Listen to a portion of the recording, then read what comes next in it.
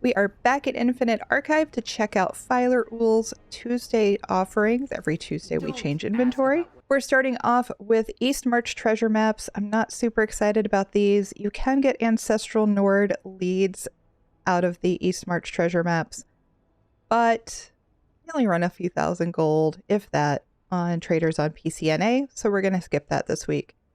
Next up is the bound style page, Sentinel of Rekugama's Shoulder. I don't get as excited about the shoulder style pages as I do the helm style pages, which are a pain to farm when they're available. The shoulders are much easier, but right now on PCNA, they are running about 250,000 to 500,000 through guild traders. If you'd like to save a little bit of gold and you would like it right now, that is what it looks like. This little Dwemer spike on a shoulder. We have another cartographer piece. I swear they want us to get this one really quickly. Another cartographer costume piece. There are 7 total. You can farm these pieces in the public dungeon in Blackreach Greymoor Caverns, the Dwemer one, whose name I can't pronounce.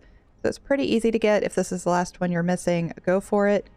Otherwise, I would skip it. For 7,000 archival fortunes, I just don't think it's worth it. Companion equipment, I normally skip over. I'm going to make a quick note here, though.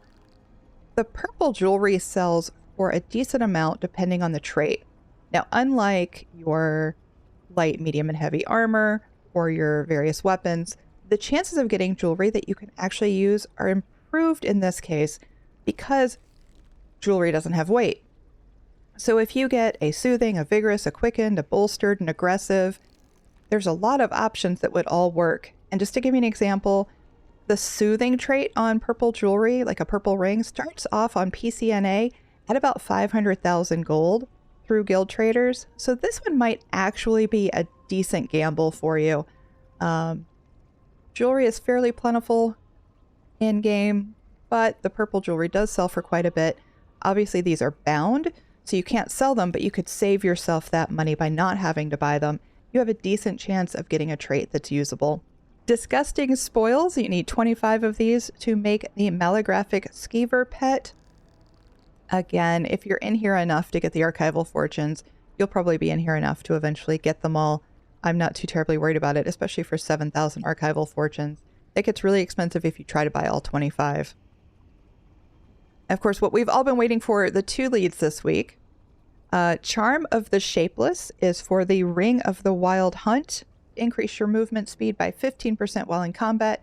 Increases your movement speed by 45% while out of combat.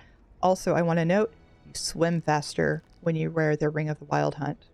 This one comes from Murkmire World Bosses and Delve Bosses. Now, it totally skipped the World Bosses if you're farming this one. Go for the Delve Bosses. Unless there's an event going on, most people aren't farming the Murkmire World Bosses. They are a pain to solo.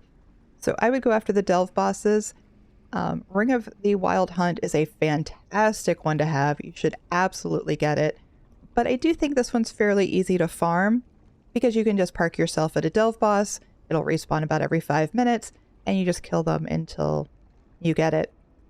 But if you don't want to, 5,000 archival fortunes is not that expensive to save the time. So it might be worth getting it for you. I'm skipping it.